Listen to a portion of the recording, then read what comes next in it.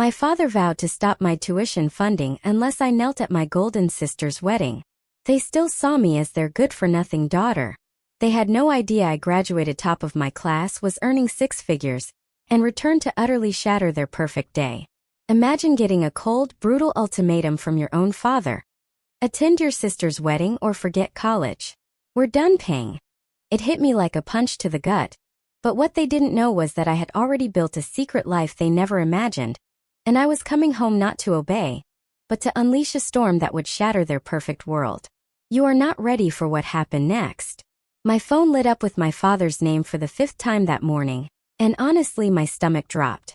I knew exactly what he wanted. There was no, "How are you?" No, "I'm proud of you."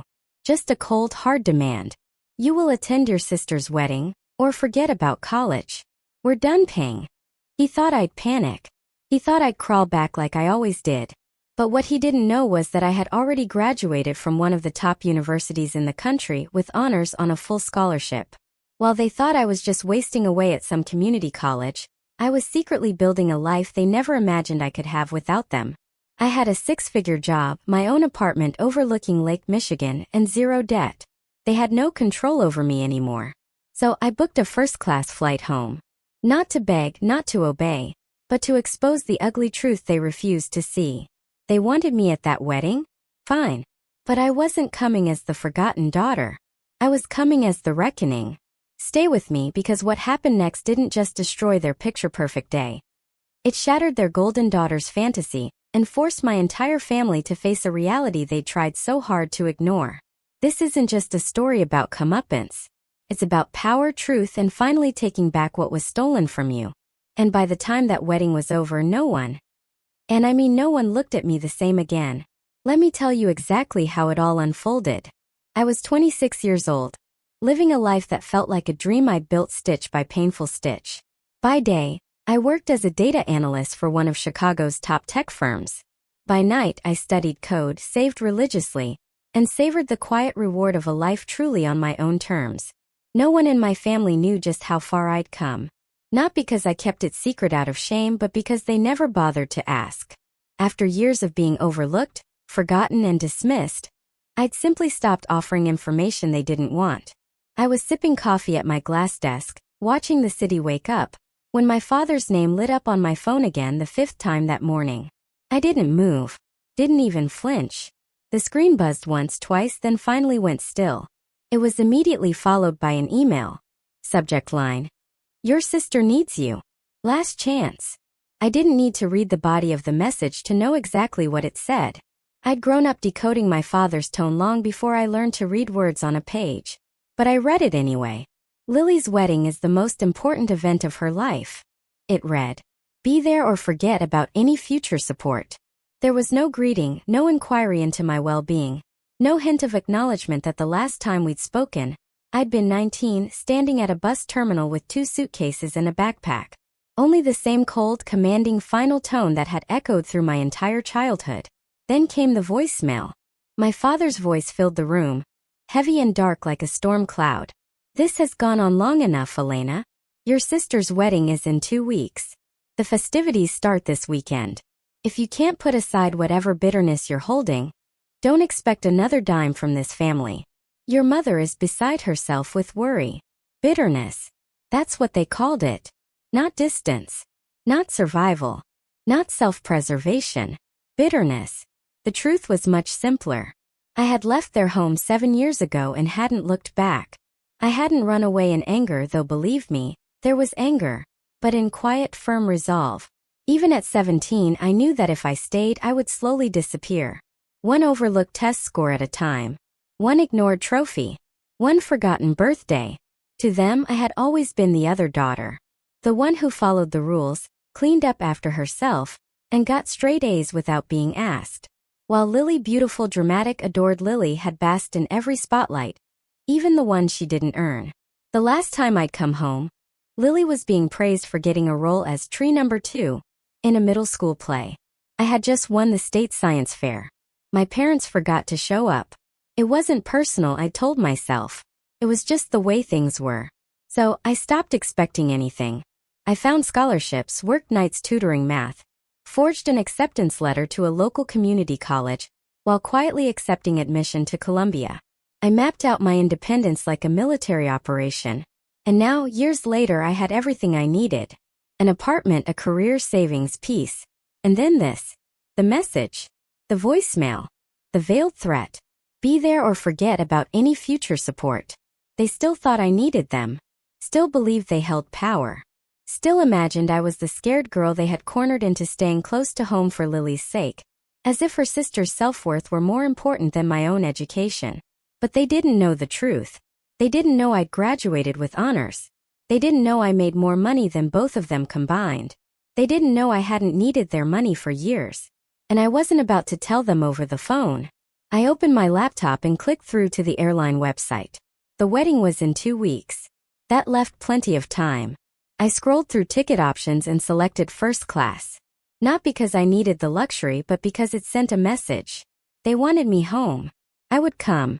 Not as the quiet daughter, not as the forgotten one, but as the woman they didn't see coming. My finger hovered over the confirmation button. I clicked and a small dangerous smile touched my lips. Let the wedding begin. The small town hadn't changed a bit. The roads were still cracked in the same places they'd been a decade ago. The welcome sign still leaned slightly to the left. But as I stepped out of my rental car and stood at the base of my parents' front porch, I knew I had changed. I rang the bell, but the door swung open before it even chimed. My mother stood in the doorway, clipboard in hand, her eyes scanning my face like I was a complete stranger. "Elena," she said flatly. "You made it." No hug. No smile. Just a quick glance behind me, as if checking whether the neighbors had seen me arrive. Inside, the house smelled of vanilla candles and something chemical, fresh paint maybe. The living room was unrecognizable. Buried under piles of tulle ribbon and white cardboard boxes labeled bridesmaid kits and programs to fold. "You can put your bag over there," my mother said, gesturing vaguely toward a corner. "We need help getting the welcome baskets done before 4. I hadn't even taken off my coat.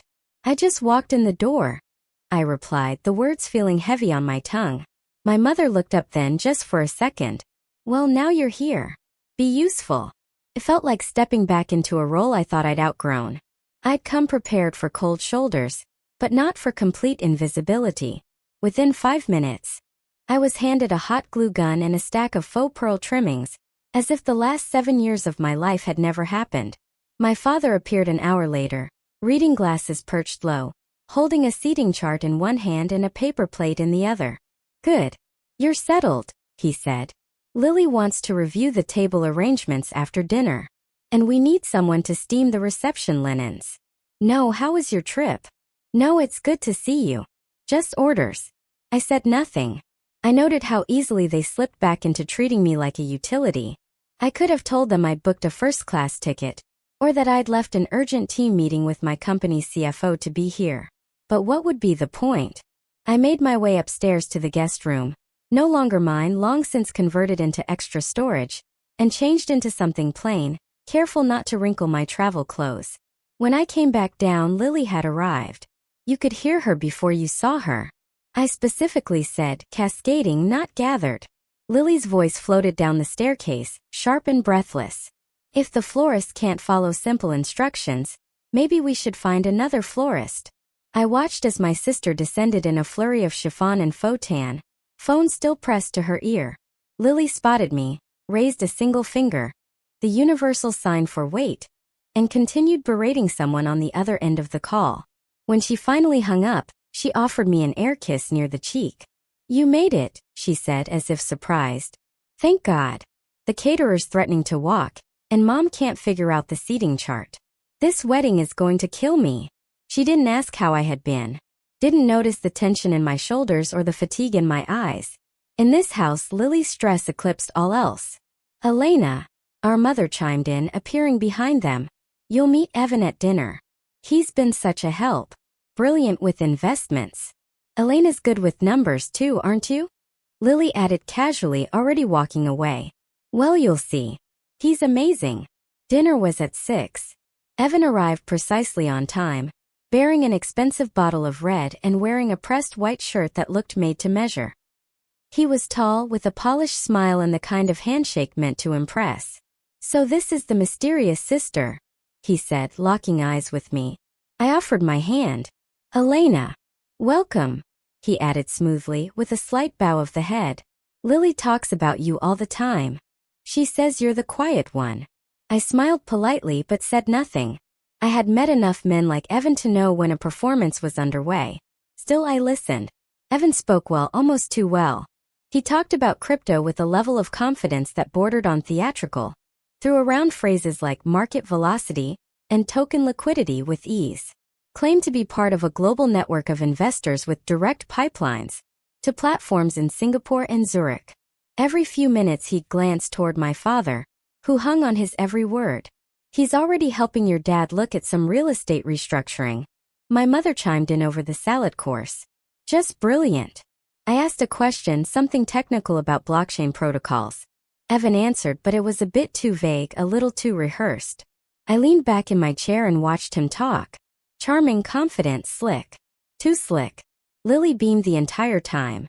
She laughed when Evan made a joke about people still using banks, leaned into his shoulder like a teenage girl with a crush, and recounted how he'd helped Daddy understand crypto in a single afternoon. The room pulsed with shared admiration. I, once again, was the quiet observer, the invisible thread in the fabric of my own family. But this time something had shifted. I was no longer a girl desperate to be noticed. I was a woman watching a puzzle I didn't yet fully understand, but I could already see the edges starting to come apart. Dinner was served in the formal dining room, a space rarely used except for holidays, or in this case, occasions that demanded appearances. My mother had arranged the table with polished silverware, linen napkins folded like swans, and wine glasses that caught the chandelier's light just so. It was clear this meal wasn't just about food. It was a stage. Evan took his seat at the head of the table, across from my father, with Lily nestled proudly beside him. I was seated at the far end, opposite my mother. The seating arrangement wasn't accidental. It never was in this house. The opening courses were quiet, save for Lily's usual commentary about table runners and how the photographer was in love with her vision. But by the time the main course arrived, Evan had found his rhythm. It didn't take much prompting. "So, Charles and I have been going over a few investment strategies," he began, cutting into his fillet with a practiced hand. "With rates the way they are and volatility in the public markets, there's incredible upside in decentralized assets, if you know where to look." My father nodded solemnly, as if he'd been studying finance his entire life. "He's really opened my eyes. I never realized how old-fashioned traditional banks are." Evan smiled, pleased. "Most people don't. But in Singapore, Zurich, even Dubai, we're seeing accelerated models that make the US look prehistoric. The institutions overseas are already shifting their portfolios. I'm working closely with a group that's offering pre-IPO tokens for a blockchain firm with government partnerships in Asia. Very exclusive." Lily, sipping her wine, leaned forward. "Tell them about the yacht." Evan chuckled. "Well, last month I met with one of our angel investors on his yacht. In the Adriatic. Only way to talk business without distractions." The table gave a polite laugh. I did not. Instead, I picked up my fork, calmly placed it down again and asked, "Which platform are the tokens being issued on? Ethereum? Solana? Or something proprietary?" Evan blinked. "It's a proprietary setup. We've built it on a hybrid framework that optimizes both transaction speed and security." "Interesting," I said. "Even hybrid chains can be tricky. What protocol are you using to handle smart contract deployment?" There was a pause. Subtle, but it was there. Evan smiled again, but it took a moment longer to reach his eyes. "It's a layered approach," he said, waving vaguely. "We focus more on strategic outcomes than the technical nitty-gritty. The tech people handle that." My mother jumped in quickly, sensing a shift. "What matters is that Evan gets results. He's already helped Charles rethink our entire portfolio." "That's true," my father added. "He's got access to opportunities you won't find on the open market." I tilted my head slightly. "Do those opportunities come with regulatory oversight? I assume you have SEC documentation for any domestic capital raised." Evan's jaw twitched, almost imperceptibly. "These are private placements, Elena. Not your average 401k stuff. My father leaned back, setting his fork down harder than necessary. Is there a point to this line of questioning? I looked at my father. No point, just curious. Seems to me like you're being combative, Charles said. Not everyone needs to be interrogated at the dinner table. I wasn't aware asking about financial compliance was combative, I replied, my voice steady. You've always had a way of making people uncomfortable, my mother said with a strained smile. Just let your sister be happy. Evan laughed, light and dismissive. It's fine. I get this a lot. Some people just don't understand what we're building. It's new. Revolutionary ideas always attract skeptics. Lily, visibly irritated, reached for her wine. Why are you doing this? I looked at my sister. Doing what? Making it a thing. Lily said. Every time something good happens to me, you find a way to throw shade. My father pointed his knife toward me like it were a baton. That's exactly it. You've always been resentful. It's not Evan's fault you've been struggling. I didn't laugh. I didn't flinch. I simply picked up my glass, took a small sip, and let the silence settle. They didn't know. They still thought I was working part-time, cobbling together tuition, maybe living with roommates in some drafty apartment. They still believed I was the one who fell short. I had made 6 figures last quarter alone. But saying it out loud would only turn into another accusation. Bragging, ungrateful, difficult. So instead I sat with my thoughts. Evan returned to his speech, talking about token liquidity and off-market deals that sounded suspiciously vague. He mentioned more cities. Singapore again, a firm in Switzerland, a partner in the Caymans, all impressive, if only by virtue of sounding far away. But the pattern was forming. Big words, global locations, no specifics, no documentation. It wasn't the content that bothered me. It was the choreography. Evan knew how to impress people like my father. Confident tone, bold claims, exotic names. To someone like Charles, that was all it took to feel important, in control, ahead of the curve. I looked around the table. They were mesmerized. Lily's eyes sparkled. My mother smiled with pride. My father nodded like he'd just discovered a gold mine. Evan was winning the room and he knew it.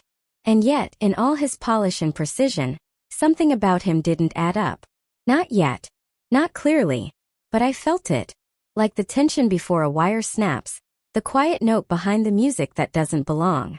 I didn't know what Evan was hiding, but I intended to find out. The next morning, I wandered into my father's study while looking for a pen. I had barely slept, my mind too busy replaying the previous night's dinner. Evan's performance, as slick as it was, hadn't satisfied my curiosity. If anything, it had sharpened it. Charles's study was, as I remembered, lined with shelves of unread books and framed certificates of financial courses he had taken at community college decades ago. On the desk sat an open file folder, neatly stacked papers waiting to be signed. I recognized the header immediately. Home Equity Loan Refinance Agreement. My breath caught. I flipped through the pages carefully, my trained eyes scanning the loan terms. It was recent, dated just 3 weeks prior. The house, the very same one nearly paid off after 25 years, was now tied to a second mortgage, a significant one. I flipped further. There, scribbled in Charles's tidy cursive, was a note in the margin. Per Evan's recommendation, 20% returns projected by Q2. I froze. This wasn't just my father dabbling in an investment. He had staked the house on it. The house my mother once swore would be their legacy. All on Evan's word. I replaced the papers exactly where I found them and exited quietly. Downstairs, the wedding madness had resumed. Flower arrangements, catering calls, place card chaos. It was the perfect distraction. Later that afternoon, as I stepped into the backyard for air, I spotted Aunt Diane beside the rose bushes, pulling weeds with gloved hands. I walked over, partly to escape, partly for clarity. Diane looked up and smiled. Didn't think we'd see you again, kid. I forced a smile. Family duty. Diane stood, brushing dirt from her knees. Lily's wedding is a production. You could say that, I replied. Diane glanced toward the house, then leaned closer. You believe in that fiancé of hers? I raised an eyebrow. You don't. I don't know, Diane admitted. He's charming, sure, but something feels off. Last month, A neighbor down in Tampa lost his retirement fund to a guy who talked just like Evan. Crypto this global that promised returns that sounded too good to be real. My pulse quickened. Do you remember the name? I asked. Just bits, Diane said. The guy changed his name a couple of times. But one of the aliases was Edward something or Ethan. It wasn't much, but it was enough. That night, back in the guest room, I powered up my laptop. I no longer needed to pretend. Gone was the obedient daughter. What sat before the screen now was a trained analyst with an advanced degree in data science, a career in fraud detection, and a brain built for pattern recognition. I opened my usual suite of tools: public registries, business databases, social media scrapers, and metadata trackers. It was second nature to me now. The same way an artist sees brushstrokes, I saw digital inconsistencies. I started with the name, Evan Cross. Nothing. At least nothing predating 2 years ago. I widened the search. Then I found something curious. An archived engagement announcement from 3 years ago in Colorado. Same face, different name. Ethan Lewis. I dug deeper. A LinkedIn profile registered under Edward Lambert. Now deleted, but with remnants cached by the Internet Archive. The profile matched Evan's resume too perfectly. Blockchain advisor, investor network, global finance. 3 aliases, same face, same playbook. And with each identity I noticed the same pattern. Appearance, charm, investment pitch, then vanishing after a large financial shift. I pulled the public bankruptcy records for each location tied to the previous names. Each showed an uptick in personal losses from community investors within months of Evans, or Ethan's, or Edward's appearance. It was no longer a hunch. It was a pattern. A deliberate, polished operation. And now he had my family in his crosshairs. I sat back, heart pounding but my face calm. I wasn't angry. Not yet. This wasn't personal vengeance. It was statistical inevitability. I had seen this before in other cases, just never in my own home. I opened a new file, labeled it Cross-Fraud Risk Report V1. Tomorrow I would begin building the case. And this time my family would be forced to listen, whether they wanted to or not. I didn't sleep much that night. My laptop screen had burned its glow into my vision long after I shut it. I kept thinking of the faces behind the data. Real people, real losses. And now my sister was standing at the edge of the same trap. The next morning I made a call. It took 3 transfers and a sympathetic dispatcher in Colorado to help me track down one of the names I had found in my late-night search.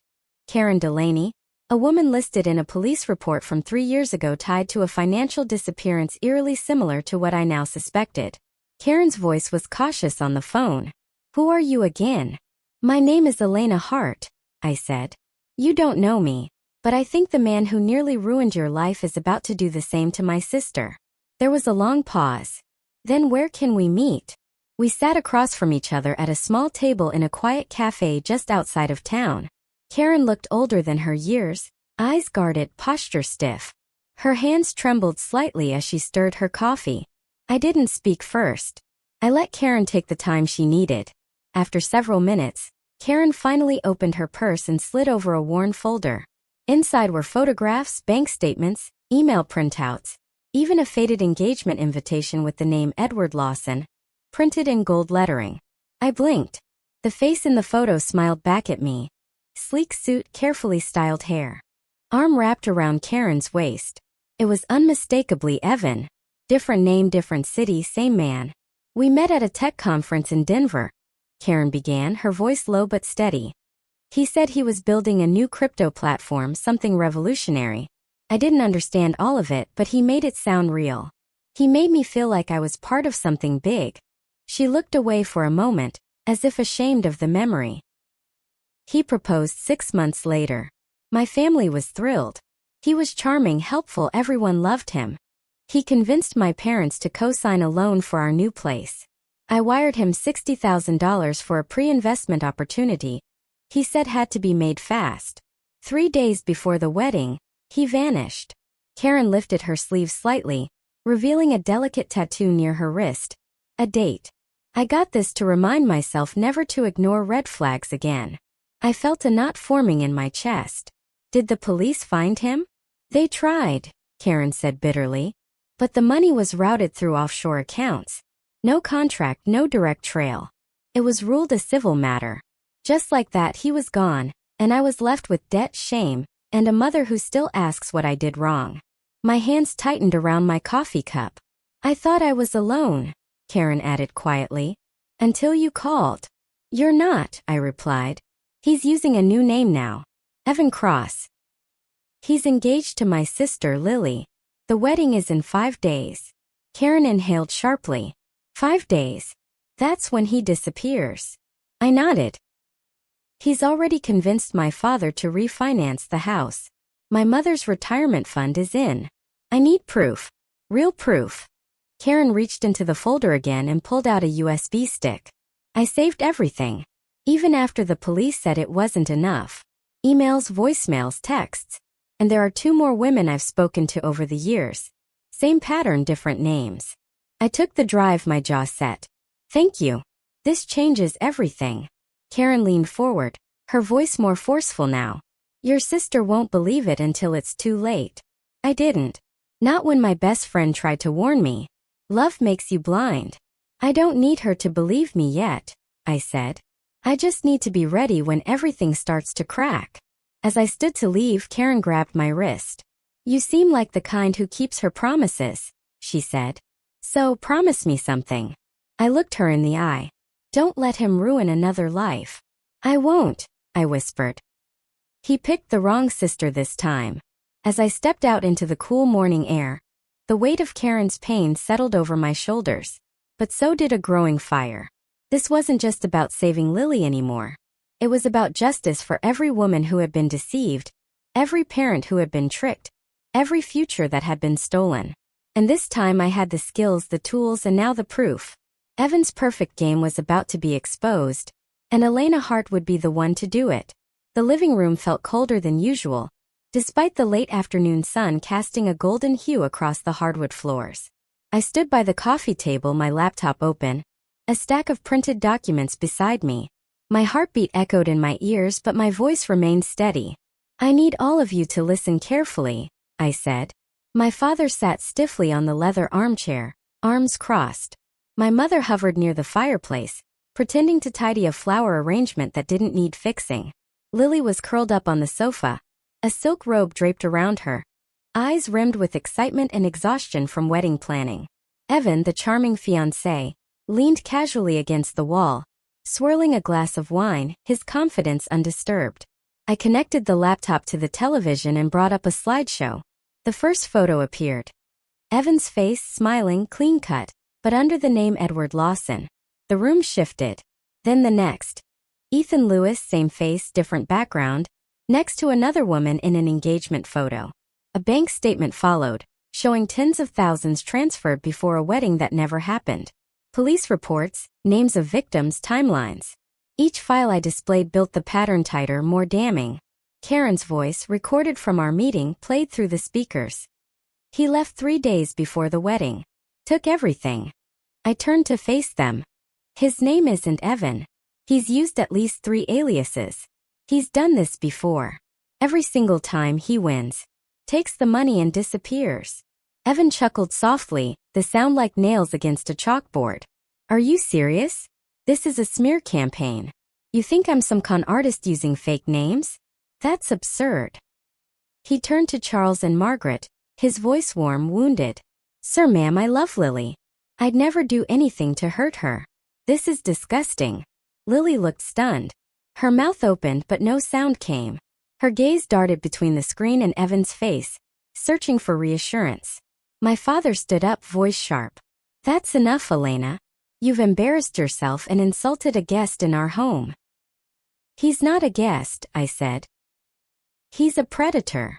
My mother stepped forward, her tone clipped. You've always had issues with your sister's happiness. This isn't about Evan. It's about you. What? I whispered, disbelief flooding me.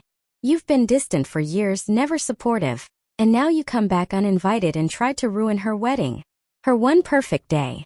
My mother's voice rose, trembling. Lily finally spoke, tears brimming. You were never happy for me, Elena. Never. Every time I achieved something, you made it about you. Why can't you just let me have this? I took a step forward. Because he's lying to you. Lily shook her head violently. No, you're lying. Because you can't stand that for once someone picked me. Not you. I reeled. The words hit harder than I expected. I looked to my father, hoping for something, doubt, consideration, anything. But instead, Charles glared at me with the cold authority of a man convinced. You're just jealous, Elena. Admit it. You've always been jealous that Lily has what you never could, charm, warmth, a family who actually wants her around. The silence that followed was deafening.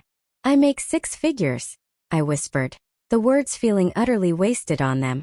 I've built a life on my own, and none of you ever noticed. That's not the point, my mother snapped. Family is about showing up, supporting one another, not digging up dirt and waving it around like some kind of victory. I stared at them. My mouth opened, but words failed me. I wasn't sure what hurt more. Their refusal to see the truth, or their eagerness to believe the worst of me. Evan, ever the actor, put an arm around Lily's shoulder. It's okay, babe. Let her have her moment. She clearly needs help. My mother flinched at that word, but said nothing. Lily leaned into him. I shut the laptop slowly. I warned you. As I turned to leave, Aunt Diane, who had been silently watching from the doorway, stepped further into the room. Her eyes didn't leave my father's face. Elena, Diane said quietly, can I speak to you for a moment? We stepped into the hallway. Diane's voice dropped to a whisper. I believe you. My eyes filled with tears, but I didn't let them fall. Diane continued. Charles, he's not telling the whole truth. The refinancing papers you found. He didn't mention them to Margaret. And when I asked him about them yesterday, he got flustered. He's hiding something. My spine straightened. What kind of something? I don't know. But he's too invested in Evan. And not just emotionally, financially. He's got more at stake than he's saying. I nodded. Then I need to move faster. I walked out the front door, my heart pounding, not with grief this time but with clarity. My family had chosen comfort over truth again. But this time the truth had teeth and I wasn't done yet. The front door slammed shut behind me with a force that echoed down the darkened street. The click of the lock that followed felt louder than anything my father had ever said. I stood motionless on the porch, stunned, the warm evening air unable to fight off the cold that had settled in my chest. It had happened so fast. My father's face, red with fury, had twisted as he jabbed a finger toward the door. Get out. I don't care where you go, but you will not stay in this house another minute. My mother had gasped but said nothing. Lily buried her face in Evan's chest, shaking with tears. Not over what had been revealed, but over the disruption I had caused. Not one of them had asked if the documents were real. Not one had stopped to consider that I might be telling the truth. The choice had already been made. Now I stood with my suitcase beside me, the porch light casting long shadows. I hadn't planned to reveal the truth this way, but I wasn't going to leave like some disgraced child slinking into the night. I turned around, stepped back to the doorway and knocked once hard. My father flung open the door. What more could you possibly want? To say what should have been said years ago, I replied, my voice calm but full of steel. My mother appeared behind him, looking torn but silent. Lily refused to look at me. You think I came here out of jealousy? I said, my gaze locking with my father's. You think I spent nights digging into Evan's past because I couldn't stand seeing Lily in a white dress? No. I came here because, unlike you, I pay attention to what matters. I opened my purse and pulled out my company ID badge, holding it up so they could see. I didn't go to community college. I went to Columbia, full scholarship, graduated top of my class in data analytics. I reached into my bag again and held up a letter with the company letterhead. My most recent promotion to senior data strategist. I've been working at one of the most respected tech firms in Chicago since I was 21. I pay my own rent, my own health insurance, and yes, my own student loans, because you cut me off when I didn't follow the plan you set for me. My father's mouth opened but no sound came. I've been independent since I was 18. I continued, my voice unwavering. Everything I have I earned. While you were too busy giving Lily applause for showing up, I was out there building a life you never bothered to ask about. I took a step forward. My father instinctively stepped back. I didn't come here to destroy anything. I came here to protect what little is left. I tried. I tried to warn you before it was too late. You're still leaving, my father growled, though with less conviction than before. I know, I said. I looked once more at my mother. Margaret's lips quivered, but she said nothing. Then at Lily, who still clung to Evan like he was her last chance at happiness. Evan's face remained unreadable, but his eyes were calculating, already preparing for the next move. I drew in a breath. I'm not running away, Dad, I said softly but firmly. I'm walking away with the truth. And you'll remember that when everything falls apart. I turned and walked back down the steps, my heels striking the concrete like punctuation marks. Each step was a beat of finality. I didn't look back, not once. The night air felt different this time, sharper, cleaner. I pulled my coat tighter, not against the cold, but against the weight I'd finally shed. The invisible daughter was no longer invisible. Inside that house they would continue spinning illusions for a little while longer.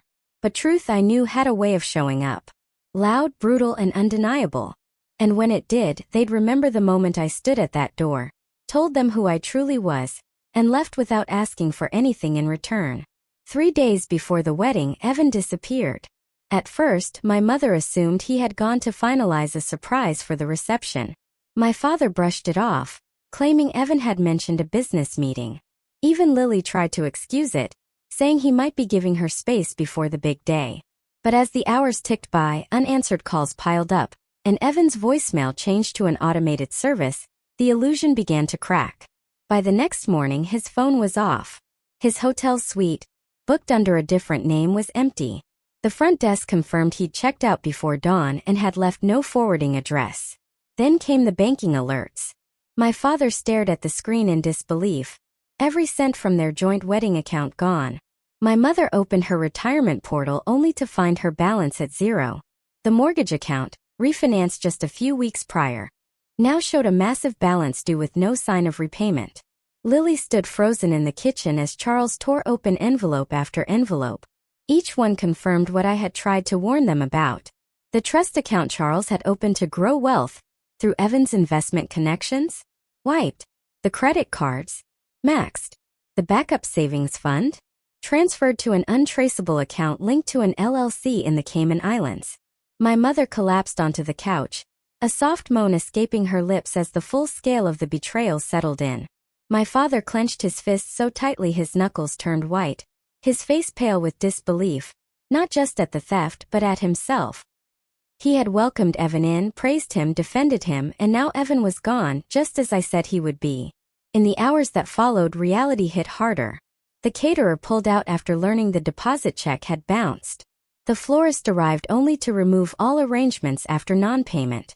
Even the photographer canceled, citing unpaid invoices. Lily's gown, custom-made and already altered, hung limp in the hallway untouched. And amid it all, Lily sat in silence. Her perfectly manicured fingers trembled around her phone, hovering for hours over my contact. By evening she finally sent the message. I was wrong. Please come home. I need you. No emojis, no punctuation, just a raw, desperate plea. I sat by the window in my Chicago apartment, sipping black coffee. The skyline blinked peacefully in the distance. I had seen the news articles first. Then came Aunt Diane's update. Finally Lily's message, stark and heavy. I reread the words again. Please come home. The irony wasn't lost on me. Home had never been a place where I felt seen. And now, with their world in ashes, they called for me. A part of me wanted to ignore it. Let them sit in the consequences of their choices. Let them understand what it meant to discard someone who only ever tried to protect them. But another part, the part that still remembered Lily clinging to me during thunderstorms as children, or our shared giggles over secret chocolate bars hidden under the bed, couldn't quite walk away. I set the mug down. Not out of pity, not out of forgiveness, but because power didn't always mean revenge. Sometimes it meant being the one person who didn't turn away, even when they had. I opened my suitcase and began to pack. Not for a wedding. For the reckoning. The Walker house no longer felt like a home when I returned. The front porch, once glowing with bridal decorations, now stood bare. The white ribbons removed, the flowers gone. The wood beneath the banister chipped where staples had been ripped out in haste. Inside, the silence was heavier than the chaos of wedding preparations had ever been. My father paced in the living room with the same clipboard he had once wielded as authority, but now it hung limp in his hand. My mother sat at the dining table, her face pale, lines of worry etching deeper than I remembered. Lily was upstairs, her sobs muffled through the floorboards. They had called me back because there was no one else left. I placed my briefcase on the coffee table and remained standing. I did not remove my coat, did not sit, did not soften my tone. "I will help you," I said, "but not on your terms. On mine." My father turned quickly, his eyes bloodshot, desperate but still laced with pride. "We need immediate funds." "The bank?" "No," I cut him off. "Not immediate funds, not cash, not a bailout you can squander. Every cent will move through a licensed financial advisor. You will not have direct access. If I step in, it's under professional oversight. Nothing informal, nothing hidden." My father's jaw tightened. He opened his mouth to argue, but my mother reached over and touched his wrist, silencing him. I continued, my voice firm. "This is not a gift. It's not charity. It's a transaction with conditions. And the first condition is this." I pulled a stack of documents from my briefcase, the paper crisp against the still air. "You will sign this acknowledgement in writing. Witnessed. Notarized." My father frowned and reached for the top page, scanning it quickly. His face darkened. "This is nonsense." My voice sharpened. "Read it aloud." My father slammed the paper back onto the table. My mother picked it up with trembling hands and read softly. "We, Charles and Margaret Walker, acknowledge that for years we created and maintained an environment of favoritism and emotional neglect, favoring one child over the other." Her eyes lifted to mine, shame heavy in her expression. "You want us to sign this?" "Yes," I said. "Because I will not allow you to rewrite history once you've been rescued. If I help you save this house, save what you have left, then you will put in writing what you denied me for 20 years. You will say it. You will admit it." My father pushed back his chair so hard it scraped the floor. "You don't dictate terms in this house." I leaned forward, my gaze unflinching. "I do when I'm the one keeping the roof over your head." For a long, brittle silence, no one moved. Then my mother's voice broke it. Quiet, weary, yet carrying more weight than I had ever heard before. "Charles, she's right." He spun toward her. "Don't you dare," I said.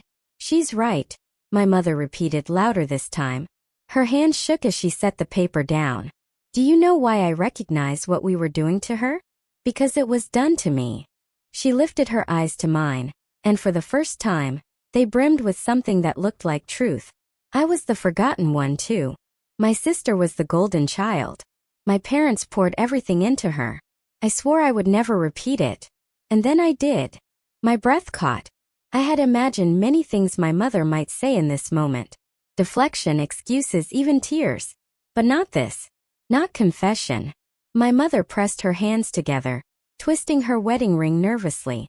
"I told myself Lily needed more, that she was fragile, that you were strong enough to stand on your own.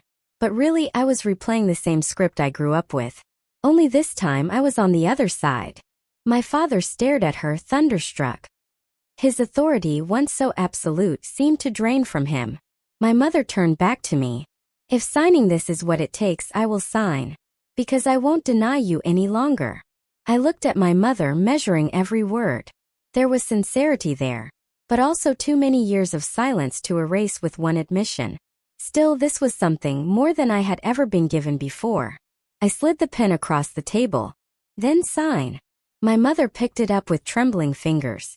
For a moment she hesitated, staring at the space where her name would go. Then she pressed the ink into the paper, her signature flowing across the page. I turned to my father. "Your turn." My father's hand hovered, his pride warring with the reality of foreclosure notices and empty accounts. Finally, with a grimace that looked more like defeat than agreement, he scrawled his name. I gathered the signed papers and slid them back into my briefcase. Only then did I sit. "Good," I said. "Now we can begin. But remember, this isn't about trust anymore. That ended when you chose him over me. This is about control, and this time I have it." No one argued. The balance of power in the Walker family had shifted, and for the first time I wasn't invisible. I was undeniable. The evening stretched heavy inside the Walker living room. The signed paper sat in my briefcase like a silent witness. But I knew a signature alone would not cleanse the past. I looked at my parents, at my sister curled small in the corner of the sofa, and realized the time had come to strip away the last layer of denial. You want to know why I don't believe in your idea of family? I said, my voice calm but unwavering. Because for me, family was always a one-way street. I stood, my eyes fixed on Charles and Margaret. Do you remember my 8th birthday? You forgot. Both of you. I sat in the kitchen waiting for cake that never came while you took Lily to her dance recital. You told me later it was an oversight. But when she won nothing more than a participation ribbon, you took her out for ice cream and posted photos as if it were a championship. My mother's lips parted, but no words came. 9th grade, I continued. The science fair. I won first place for analyzing water quality in the county. I stood there holding a ribbon while Principal Davis asked why my parents hadn't shown up. You were at Lily's soccer game. She scored 1 goal. You told that story for weeks. My mother's hands gripped the edge of her chair, knuckles white. My father avoided my eyes. High school graduation, I said, my voice tightening. You left the ceremony early. Not because of traffic, not because of work. Because Lily had a date to prom, and you didn't want her to miss her hair appointment. I walked across that stage and looked up to find the seats where you should have been. Empty. The words landed like stones in water, rippling through the silence. No one moved. My voice softened, but the edge of pain remained. Every milestone that mattered to me you erased. Every moment I thought you might notice, you chose her instead. And I let it happen. I told myself I didn't need your approval. But I did. I just stopped admitting it when it hurt too much to hope. I turned to Lily. Her eyes were glassy, rimmed with mascara smudges. And you, I said. You knew Evan wasn't right, didn't you? Lily flinched. For a moment she looked like she might deny it. But something in my stare held her there, pinned. Finally she whispered. I saw things. I knew something was off. What things? I pressed. Lily swallowed hard. He was secretive about his phone. He changed his story sometimes about where he'd been. He promised money from investments that never showed up in our accounts. I thought maybe I was imagining it. No, I said. You thought maybe I was right. And that was unbearable because if I was right, then you weren't the chosen one anymore. So you ignored the truth. Tears spilled down Lily's cheeks. I wanted one thing, just one thing where I finally had more than you. And if it meant pretending, if it meant looking away, I did. The confession hung in the air like smoke. No one reached to comfort her. No one spoke. My father leaned back, his face pale, his authority drained. My mother pressed her hands to her face, her shoulders shaking. The weight of my words, Lily's admission, the collapse of everything they had built on favoritism and illusion. It all pressed down on the room until even the walls seemed to groan with it. I stood tall in the center of it, no longer invisible, no longer silenced. I had laid bare the truth, and for once there was no quick rebuttal, no dismissive laugh, no easy defense. The house was quiet except for Lily's sobs and the steady tick of the grandfather clock in the corner. For the first time in years there was no argument left. No excuse to cling to, just silence, heavy, final. The last wall had fallen, and nothing stood between them and the truth anymore. The days after Lily's confession were strangely quiet. The house no longer hummed with denial, but with the hollow echo of people forced to sit with what they had ignored for too long. I thought perhaps that was the end of it. Evan had vanished. His pattern exposed, his grip broken. But predators rarely leave quietly. A week later, I received a letter delivered by courier. Heavy cream paper, bold serif font, legal letterhead. It was addressed not to my family, but directly to me. The message was short, precise, and dripping with arrogance. Cease and desist. It accused me of defamation, libel, and intentional interference with contractual relations. It claimed I had fabricated identities to destroy Evan's reputation, and demanded I retract my statements or face a lawsuit for damages exceeding $500,000. I read the letter once, then again, my pulse steady. I almost laughed. It was classic Evan. Twist the truth, weaponize intimidation, and count on people folding under pressure. But I was not one of his usual marks. I picked up the phone and dialed Vivian Scott, my mentor. The woman who had once guided me through my first corporate fraud investigation, and who knew the law as well as she knew herself. Vivian answered on the second ring. "He's back, isn't he?" she asked without preamble. "Yes," I said. "And he wants to sue me." Vivian's voice was calm, steady as stone. "Then we'll answer him with the truth he's so afraid of." That evening, we spread the evidence across Vivian's conference table. Not just the screenshots I had collected, but the testimonies Karen had given, the police reports from Colorado, the archived records of Evan's aliases, and bank statements that traced his disappearing acts from state to state. Vivian reviewed each document, annotating margins with legal codes and case precedents. "This isn't defamation," she said firmly. "This is exposure. What he doesn't realize is that by filing this threat, he's handed us an opening." I leaned forward. "You mean federal?" Vivian nodded. "Interstate fraud, multiple victims, financial institutions involved. This isn't just civil anymore. It's criminal. And the feds don't like men who move stolen money across borders." Within a week, the tone shifted. Evan had intended to scare me into silence, but instead, he found himself facing inquiries. Letters went out to the women he had scammed before, requesting statements.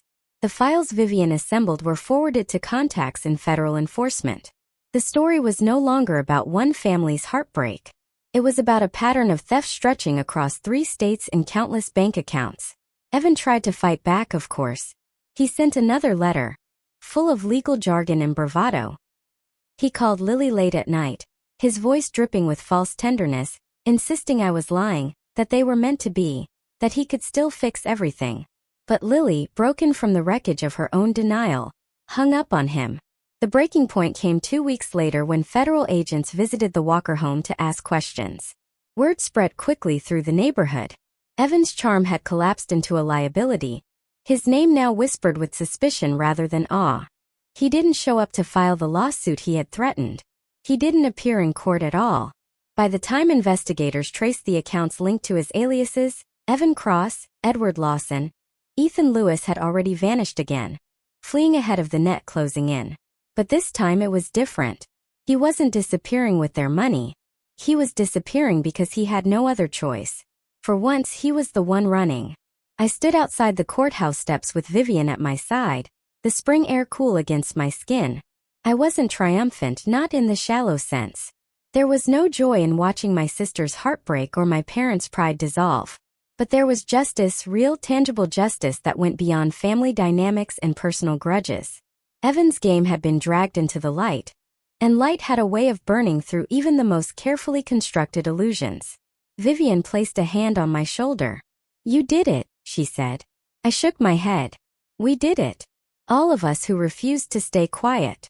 I thought of Karen, of the other women who had been too ashamed to speak, of Lily, who had ignored the truth until it crushed her, of myself, the invisible daughter who had finally forced everyone to see. Evan was gone. This time not as the victor but as a fugitive. And I knew deep down that was the true end of his story. The City Hall auditorium was filled with warm light and the hum of anticipation. I stood at the edge of the stage, a plaque heavy in my hands, my name etched in bold lettering. Community Leadership Award. The applause that washed over me felt different than any recognition I had ever received. It was not forced or obligatory. It was genuine. A chorus of people who saw me for who I was, not for the role I had been forced to play in my family's drama. I smiled as the cameras flashed, but more than that, I felt steady, grounded in the life I had built on my own terms. In my acceptance speech, I spoke not of betrayal or revenge, but of visibility.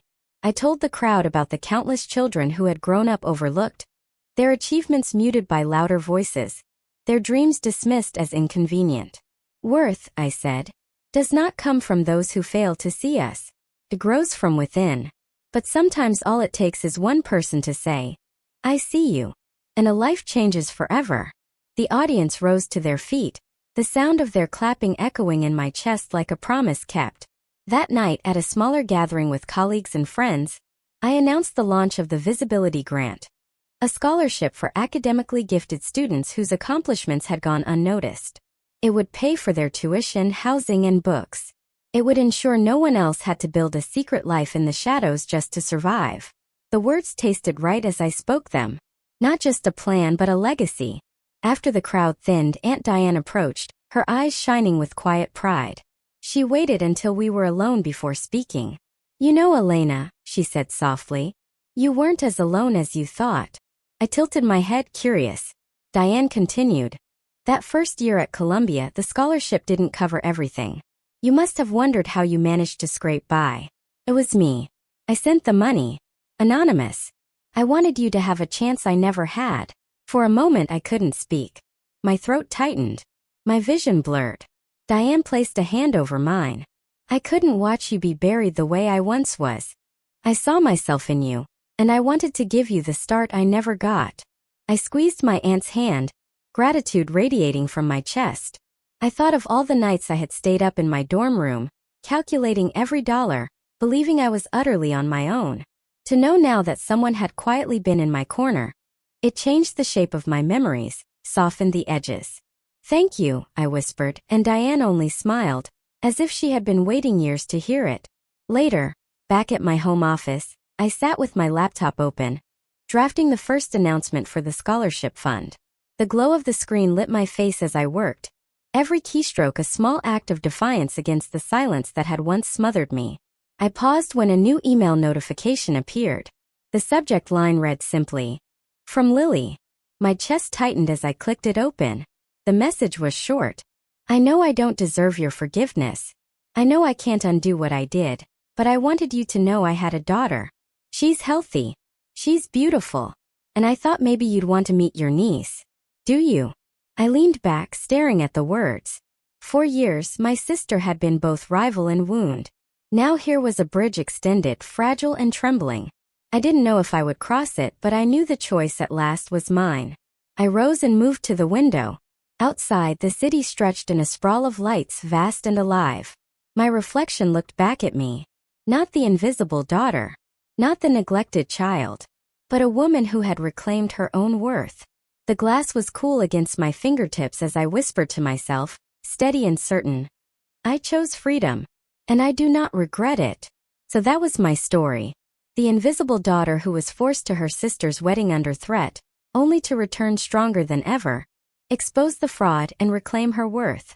I walked away with the truth while my family was left to face the consequences of ignoring me all those years.